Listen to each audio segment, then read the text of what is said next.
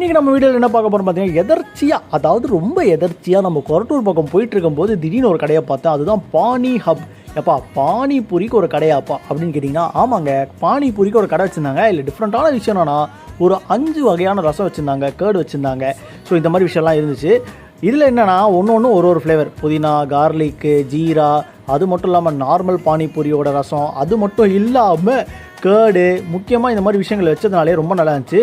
திக்காக ஒரு ஸ்வீட் ஊற்றி தராங்க, அது ரொம்ப டேஸ்ட்டாக இருக்குது. அதுவும் கேர்டோட டேஸ்ட் பண்ணும்போது அடடடா சொல்ல வார்த்தை இல்லை, ரொம்ப நல்லா பண்ணுறாங்க இவங்க.